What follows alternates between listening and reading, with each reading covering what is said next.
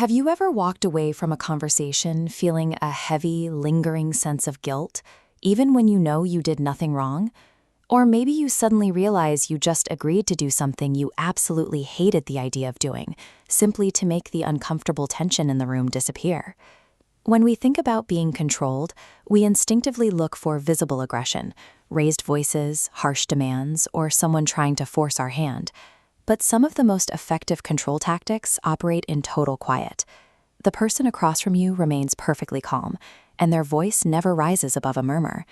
They engineer enough internal emotional discomfort that you willingly lower your own boundaries to find relief. This quiet control relies on a specific behavioral mechanic, the action-reaction loop. It often starts with the silent treatment. The communication simply stops. No explanation, no text messages, no eye contact, just a sudden void. The human brain is poorly equipped to handle an emotional vacuum. When faced with this sudden disconnect, your mind panics and frantically searches for a reason to explain the silence. You start replaying the last few days in your head. Did I say something wrong? Was I too harsh? Should I apologize? To end that agonizing discomfort, you offer an apology for an offense you didn't actually commit, just to restore emotional equilibrium. This use of silence acts as an active weapon designed to make you punish yourself. Then there is guilt tripping. You hear phrases like, "I guess I don't matter to you," or "after everything I've done for you." These statements deliberately transfer the manipulator's emotional weight onto your shoulders.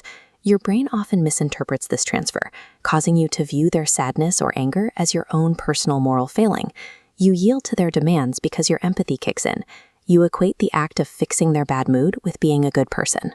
Your natural desire to be compassionate becomes the exact mechanism they use to control you.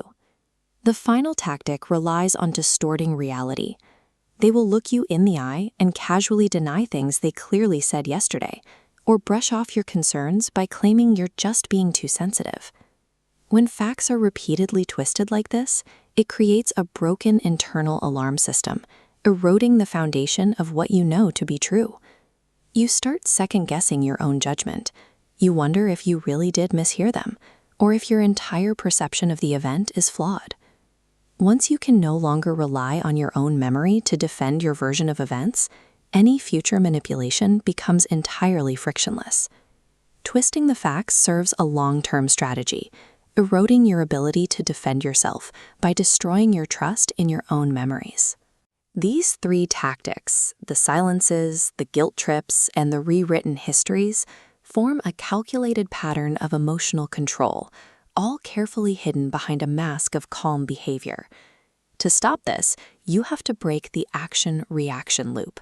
You can't control their initial action, but you can recognize the pattern and change your reaction. When they suddenly go quiet, let them.